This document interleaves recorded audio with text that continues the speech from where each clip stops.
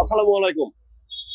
এই শহরকে শৃঙ্খলা ফিরাতে এখন অটোর কারণে দেশে মানুষ চলতে পারে না। তো আজকে ভোর থেকে আইসা আমি 20 থেকে 25টা অটোর এই সিট নিয়ে আসছি। কেন সিট নিয়ে আসছি? এই সামনে ঈদ আসছে, রোজা চলে। এখন যদি 3000 টাকার একটা মামলা দেই বা একটা গাড়ি আটক করে রাখি, ব্যাটারি নষ্ট হয়ে যাবে, পরিবার নিয়ে খুবই সমস্যায় পড়বে। এখন আমি আমার 3-4 জন সদস্য নিয়ে আমি শুধু এই অটোই লড়াইতে থাকবো, অটোই পিটাইতে থাকবো। সেই কারণে আজকে আইসা প্রথমে এরকম 20টা অটোর সিট এরকম আইনা রাইখা দিচ্ছি।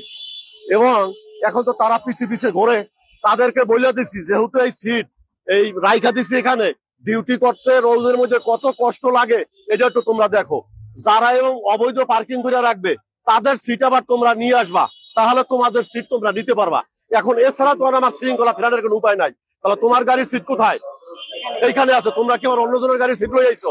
তারা রাস্তায় রং পার্কিং করে ছিল। এই অফার চলবে ঈদ পর্যন্ত।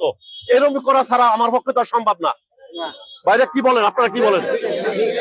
জরিমানা ছাড়াও অন্য পদ্ধতিতে মানুষকে সচেতন করা যায়, এটা সুন্দর একটা দৃষ্টান্ত আমরা দেখতে পাচ্ছি।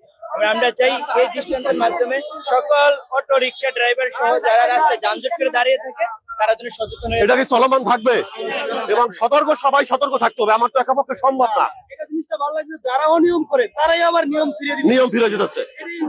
কোনটা তোমরা রাখো, এরা যখন রাখবে তোমার কোনটা, তুমি একটা রাইখা তোমারটা নেও, তোমারটা কোনটা নেও এবং সবাই জানাই দিবা, এই শোনো আর রং পার্কিং করবা না, নেও তোমারটা নেও। তুমি নিয়ে আসছো আরেকটা, তোমার কি সিট এইখানে আছে? ওইটা আছে।